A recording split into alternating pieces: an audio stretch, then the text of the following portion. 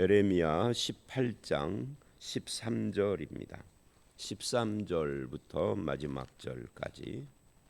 어제 이어서 오늘 이 본문 말씀 이스라엘의 그 가증한 죄를 고발하는 그런 내용이라고 할 수가 있습니다. 그래서 그러므로라고 시작을 하죠.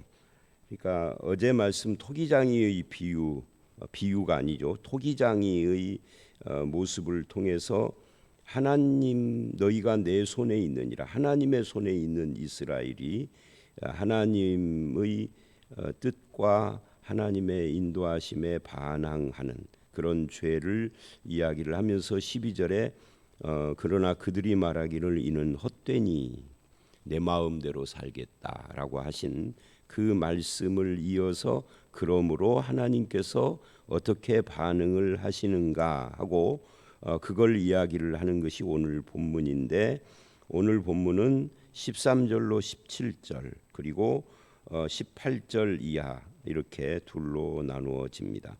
13절로 17절은 하나님의 반응이고요, 18절로 23절은 에레미야를 암살하려는 그런 시도, 음모에 대해서 말을 하고 있습니다. 먼저 13절로 17절, 그러므로 여호와께서 이같이 말씀하시니라 너희는 누가 이런 일을 들었는지 여러 나라 가운데 물어보라.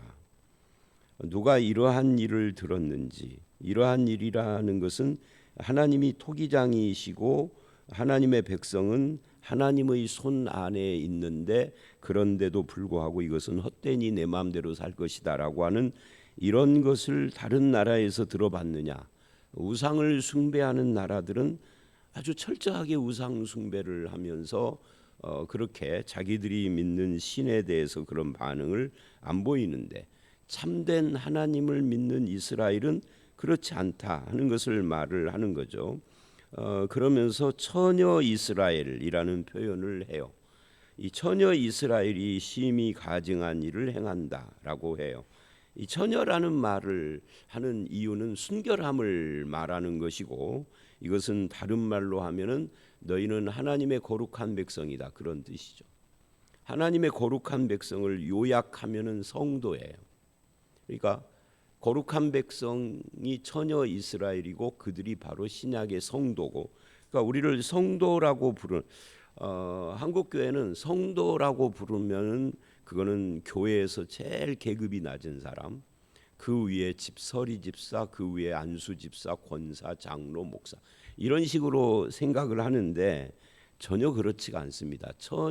처녀 이스라엘 하듯 신약에서 성도라고 하는 것은 굉장히 중요한, 그리고 모든 예수 믿는 사람은 성도여야만 하는, 목사도 성도, 장로도 성도, 권사도 성도예요. 집사도 성도고, 성도 이외에 집사, 목사가 아니라 성도인 사람이 목사가 되는 거죠.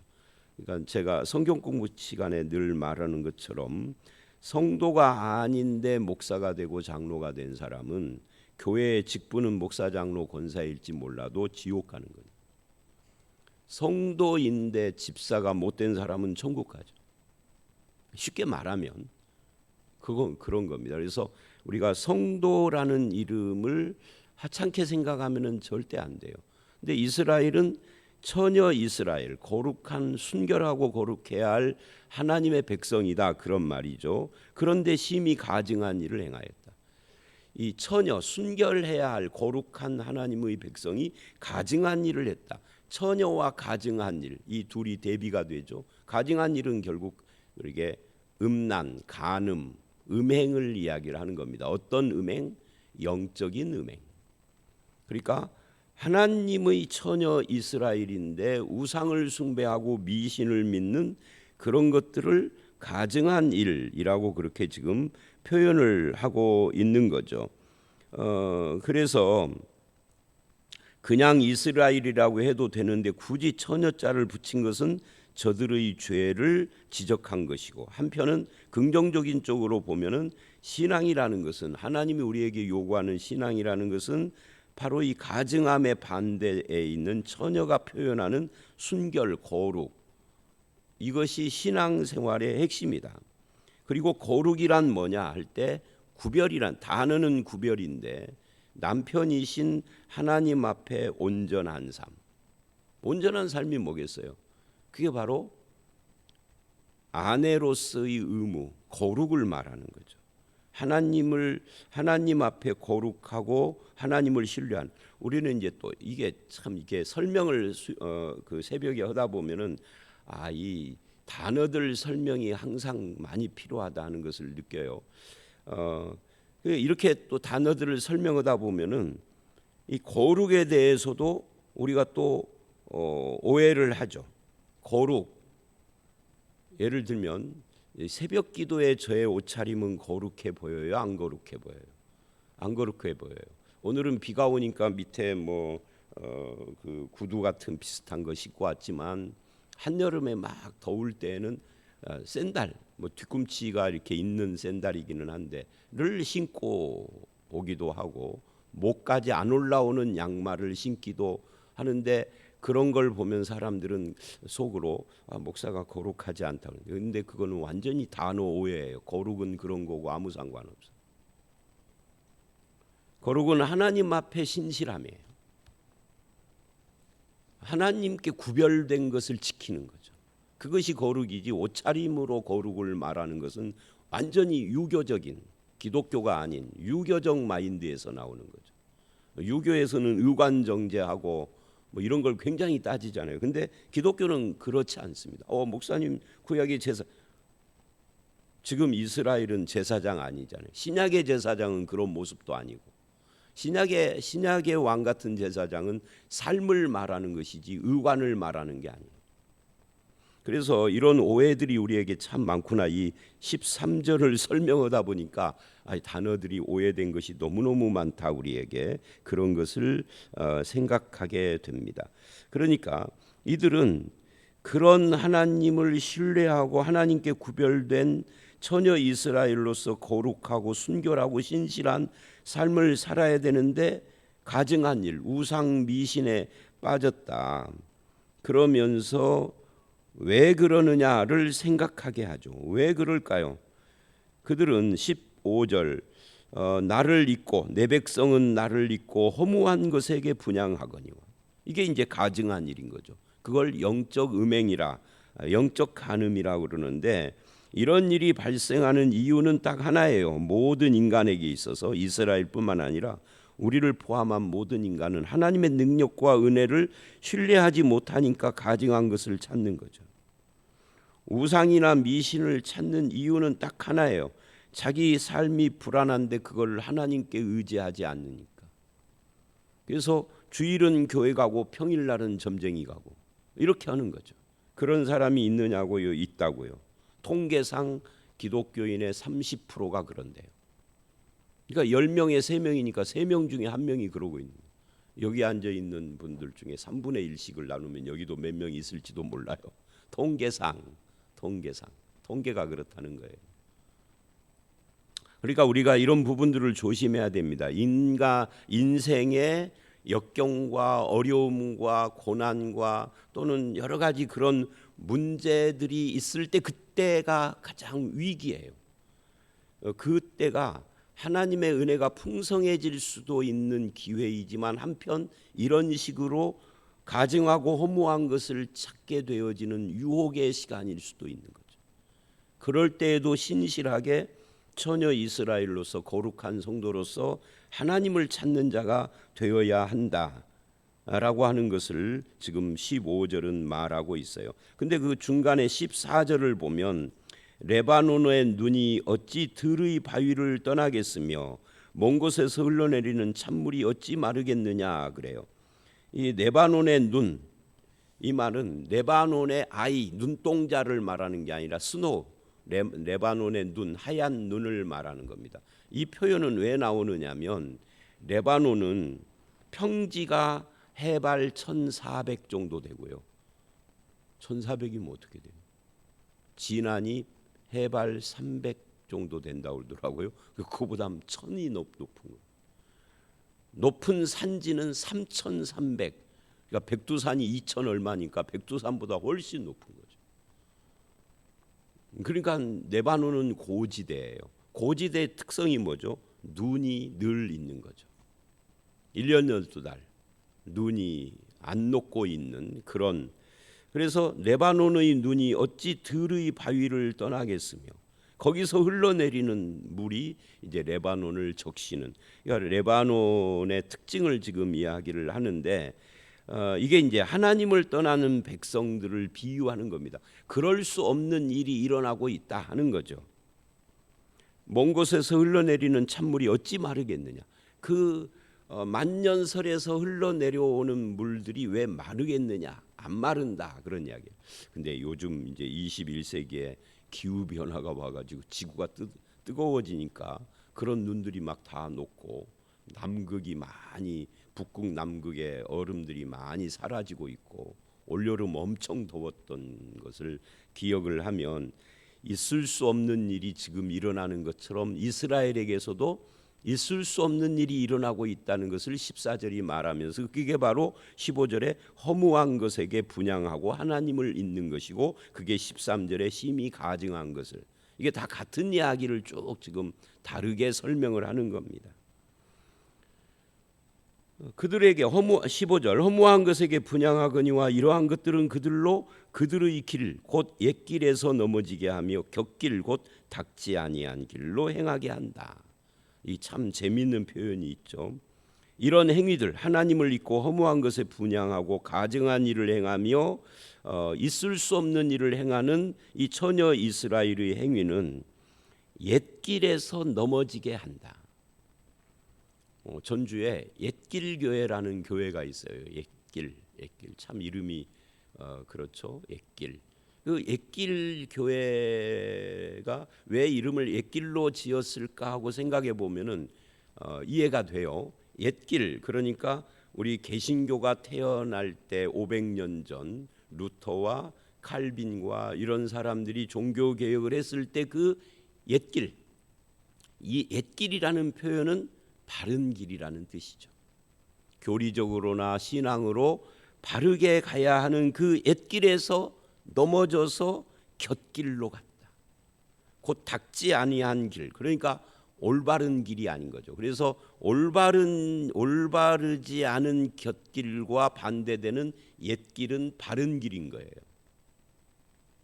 여러분, 우리 교회와 여러분 개인의 신앙이 옛길, 그 개혁자들이 성경을 발견하고 세운 개신교의 그 성경으로 돌아가자 했던 그 옛길로 가고 있습니까? 아니면은 성경으로 돌아가자 해서 이탈돼서 이상한 짓을 하고 있습니까? 다 각자에게 물어보고 각 교회에 물어봐야 돼요. 말로만 말씀하시지 속으로는 다 다른 길, 이상한 길, 수상한 길을 가는 사람들이 너무너무 많아요. 그래서 우리 교회의 미래가 불투명한 거예요. 아니, 우리 서부중앙교회가 아니라 한국교회.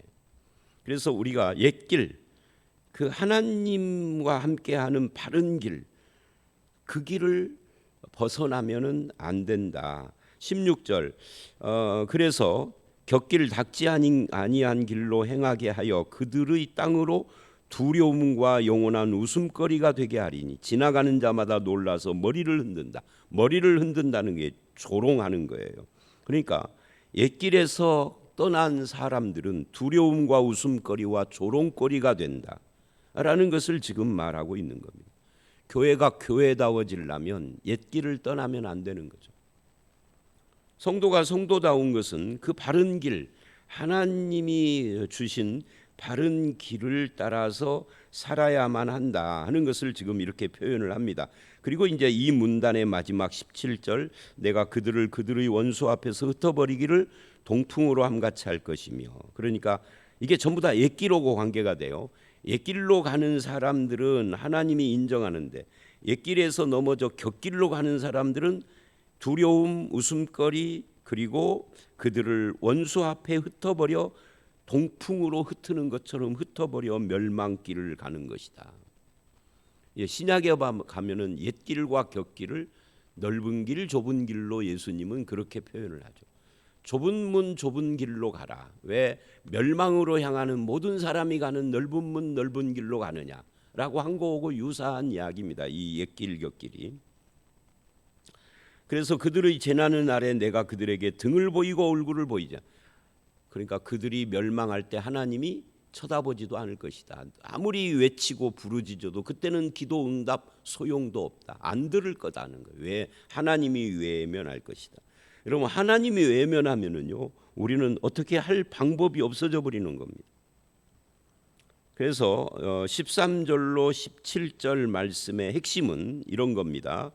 우리는 처녀 이스라엘, 구약에서는 처녀 이스라엘인데 신약에서는 성도, 순결함이 핵심이죠. 순결한 성도입니다.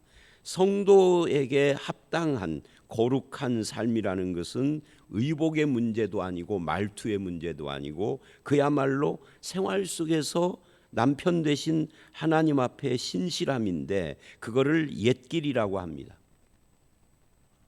우리 개신교로 말하면은 종교 개혁자들이 되찾은 성경으로 돌아가자 하고 되찾은 그 길, 그 믿음의 길을 떠나는 어리석음을 범하면 안 돼요. 그래서 여러분이 시간이 되시면 칼빈, 우리는 장로교니까 루터보다는 이 칼빈이 쓴 글도 읽으시고, 이 칼빈은 도대체 성령을 뭐라고 그랬는가? 성령론이 하도 헷갈리고 혼란스럽고 한국 교회가 이상한 길로 옛길로 안 가고 곁길로 가 있으니까 도대체 노재성 목사가 말하는 것 말고 장로교의 뿌리인 칼빈이나 그 후예들이 한 말이 뭔가, 이런 것을 막 두꺼운 책 막 질로 되어 있는 여러 그런 걸 읽을 수는 없으니까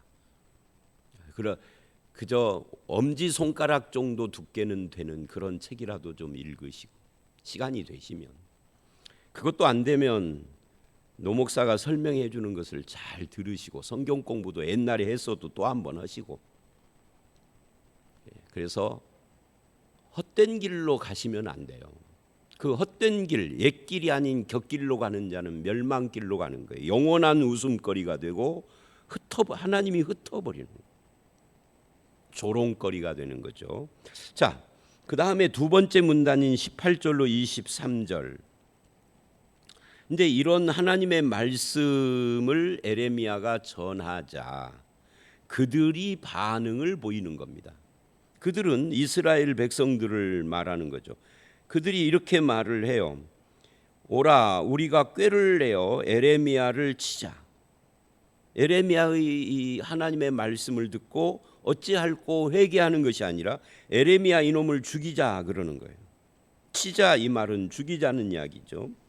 그래서 하나님의 말씀을 전하는 사람에게 악심을 품은 거예요. 근데 그거를 에레미야가 지금 아는 거죠. 제사장에게서 율법이, 지혜로운 자에게서 책략이, 선지자에게서 말씀이 끊어지지 아니할 것이니 오라, 우리가 혀로 그를 치고 그의 어떤 말에도 주의하지 말자 하나이다.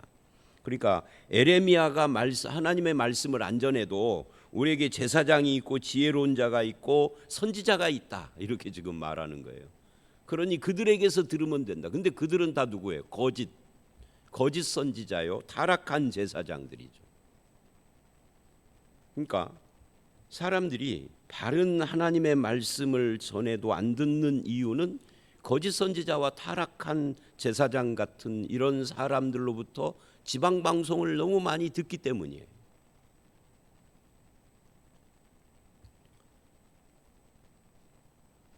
그래서 사실은 거기까지만 합시다. 하여튼 그들은 이런 것 때문에 하나님께로 안 돌아오는 겁니다. 이 말씀은 우리를 돌아보게 하는 말씀이에요. 나는 하나님으로부터, 이 성경으로부터 말씀을 듣는가, 아니면 타락한 자들과 거짓된 자들의 말씀에 혼돈되고 헷갈려 있지는 않는가, 이거 분별하셔야 됩니다. 분별의 몫은 여러분 스스로입니다. 그래서 에레미야를 치자, 일단 혀로 그를 치자, 말로 치자 하는 거죠.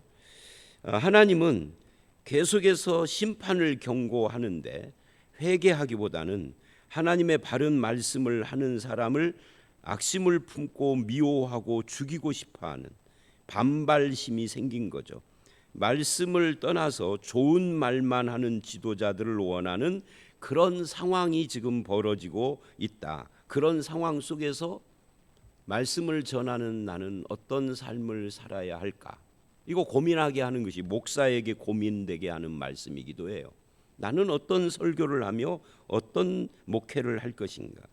그들은 에레미야가 없어도 얼마든지 우리에게 말씀을 전해줄 사람들이 끊이지 않고 있다라고 하는데 나는 과연 이들에게 어떤 존재인가? 이걸 생각하게 하는 그런 말씀입니다. 자, 그래서 이제 19절 여호와여, 이제 에레미야가 하소하는 겁니다. 하소연.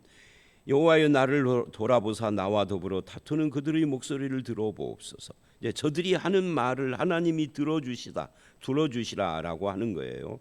어찌 악으로 선을 갚으리까마는 그들이 나의 생명을 해하려고 구덩이를 팠나이다. 그러니까 말로 치자 했지만 실제로는 구덩이도 파고, 열왕기 하하고 병행해서 읽어보시면 좋다라고 제가 늘 말씀드렸죠.를 보면은 실제로 이렇게 에레미야에게 이런 해코지를 하고 실제로 구덩이에다 묻어버리기도 했어요. 감옥에다 가둔 것은 뭐 말할 것도 없고요. 그 다음에 20절 중간 내가 주의 분노를 그들에게서 돌이키려 하고 주의 앞에 서서 그들을 위하여 유익한 말한 것을 기억. 그러니까 에레미야가 심판을 선언하고 하나님의 메시지를 전한 이유는 그들에게서 주의 분노를 돌이키려. 심판을 선언해서 회개하면은 주의 분노가 돌이키니까. 그러려고 하는데 저들은 그거를 모르는 거죠. 그래서 악심을 품는 거죠. 저들에게 유익한 말을 한 것인데 저들은 자기에게 해로운 말을 한다. 그러니까 사람들은 지금도 똑같아요. 나에게 좋은 말을 해야 그게 유익이라고 생각해요. 사실은 사람을 변화시키는 말이 유익한 말인데 그거를 원치 않는 거죠. 그저 유머가 섞여서 사람들을 깔깔 웃게 하고 막 웃다가 보면 어느 날 내가 울고 있고 한 자리에서 그런 사람을 원하는 거죠. 그러나 이제 우리나라도 그런 시대는 끝났어요. 그런 걸로 사람들이 이제 옛날 못 배운 사람이 훨씬 더 많았던 시절에는 그런 것들이 통했겠지만 이젠 지겨워. 그런 것들이 정말 하나님의 말씀이 뭐냐가 중요한 거예요. 21절 그러하온즉 그들의 자녀를 기근에 내어주시며 그들을 칼의 세력에 넘기시며 그들의 아내들은 자녀를 잃고 과부가 되며 장정은 죽음을 당하며 그 청년은 전장에서 칼을 맞게 하시며. 그러니까 저들이 유익한 말 그들을 돌이키게 하는 하나님의 말씀을 거부하면은 그들의 자녀 아내 장정 청년들이 이렇게 비참한 최후를 맞이하게 될 것인데 하고 안타까워하는 거예요. 주께서 22절 군대로 갑자기 그들에게 이르게 하사, 이제 이 유다의 멸망을 이야기하는 거죠. 그들의 집에서 부르짖음이 들리게 하옵소서. 이는 그들이 나를 잡으려고 구덩이를 팠고 내 발을 빠뜨리려고 올무를 놓았나이다. 그러니까 이스라엘 사람들의 이런 반응에 대한 예레미야의 안타까움인데 오늘 말씀의 마지막 포인트 23절 여호와여 그들이 나를 죽이려 하는 계략을 주께서 다 아시오니, 이 표현 주께서 다 아신다 라고 하는 이 표현, 이게 굉장히 중요해요. 이게 18절서부터 23절 오늘 말씀 두 번째 문단의 핵심이기도 해요. 하나님이 다 아신다라고 하는 이것 때문에 에레미야가 견딜 수 있고 이길 수 있는데, 그러면 여기 이제 질문이 또 생기죠. 아니 하나님이 다 아신다면 기도를 뭐로 하느냐라고 하는 우리의 어리석은 질문, 설명을 했어도 잊어버리고 또 질문하는 우리의 어리석음이 있죠. 근데요 성경은요 하나님이 모르기 때문에 알려주려고 하는 것이 기도가 아니에요. 우리가 기도를 착각하는 거예요. 하나님이 몰라서 알려주려고 정보 제공하려고 기도하는 거 아니에요. 하나님은 다 아시는데 내가 기도하기를 원하죠. 왜요? 하나님이 나와 교통하시기를 원하는 거예요. 교통하시기를. 우리 그런 말 많이 해요. 한국 남자들이 저를 포함해서 부인들에게, 이제 남자들이 나이를 먹으면 조금씩 달라지기는 하나 그 근본적인 성향은 비슷하죠. 아니 그런 걸 말로 해 다 아는데 그런 말 많이 합니다. 남자들이 말로 할 건 뭐 있어. 눈빛만 봐도 알고 하는 짓거리를 보면 다 아는 걸 꼭 말로 하라고 여자들은 그런단 말이죠. 여자들은 말을 하기를 원하잖아요. 왜 그러죠? 몰라서 말을 원하나요? 여성분들 몰라서 말하기를 원하는 건 아니에요. 오래 같이 살면 말 안 해도 다 아는데 말을 해서 뭐 하고 싶은 거예요? 지금 부부가 교제하고 싶은 건데 남자들은 그게 귀찮아. 저도 그러거든요. 저도. 근데 하나님도 똑같은 거예요. 다 아시는데 다 아시지만 에레미야가 기도하기를 원하는 거죠. 우리에게도 마찬가지. 우리의 사정을 다 아시지만 하나님이 기도하기를 원하는. 기도하다 보면은 누가 변한다고요? 내가 변한다. 내가 변하고 내가 변하면 상황이 달라지고 이렇게 되는 것이죠. 그것을 우리는 응답이라고 말을 하죠. 그래서 저들의 계략, 나를 죽이려는 계략을 주께서 다 하시오니 그 악을 사하지 마옵소서. 그들의 죄를 주의 목전에 지우지 마옵소서. 그들에게 행하소서, 노를 행하소서 하고 마무리를 하는데 뒤에 것은 그렇고요. 다 아신다 하는 이 말씀이 우리에게 큰 힘이 됩니다. 하나님 앞에서 내 사정을 다 아시는 그분을 붙들고 기도하시는 것이 정답이다. 그런데 많은 사람들이 자기가 다니는 교회 목사님에게 기도 부탁하거나 하나님 앞에 무릎을 꿇고 기도하기보다 마음이 답답하면은 가증한 것을 찾아가니 이게 어떻게 된 거예요? 그래서 오늘 말씀은 첫 번째 문단과 두 번째 문단을 연결해서 보면은 우리는 하나님 앞에 처녀 이스라엘처럼 거룩하고 순결한 하나님의 성도들입니다. 그러면 가증한 일을 하지 않아야 됩니다. 하나님 앞에 신실해야 합니다. 그러지 않으면은 영원한 웃음거리와 두려움이 우리에게 올 텐데 그게 18절 이하의 에레미야가 말하는 그들의 모습입니다. 하나님은 다 아시기 때문에. 그래서 다 아시는 하나님 앞에서 성도로서의 거룩과 순결과 신실함을 잃어버리지 않고 삶의 고난에도 불구하고 나를 죽여 구덩이에 파 넣으려고 하는 사람들이 있어도 변치 않는 에레미야처럼 그 어려운 사정을 기도로서 하나님께 아뢰면 이미 다 아시는 하나님은 내 기도를 기쁘게 받으시는 거죠. 그래서 어떻게 됐죠? 에레미야가 부자가 됐습니까? 에레미야가 이런 상황이 바뀌어 가지고서 편안해졌습니까? 아니면 이스라엘이 멸망을 하지 않았습니까? 에레미야가 기도해서 아니요. 이스라엘 유다는 멸망했고 에레미야는 여전히 어려운 삶을 살았고 유다가 멸망할 때 에레미야가 죽지 않고 사람들과 함께 애굽 쪽으로 피했지만 나중에 에레미야는 죽게 되죠.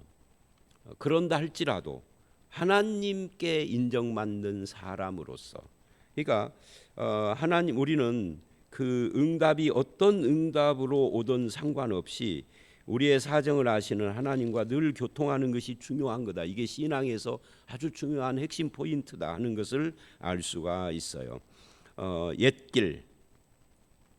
옛길로 가야지 곁길로 가지 않아야 한다. 옛길은 말씀의 길입니다. 이것을 여러분 마음에 새기고 늘 살아가시는 저와 여러분들이 다 되시기를 주의 이름으로 축원합니다. 함께 기도하겠습니다.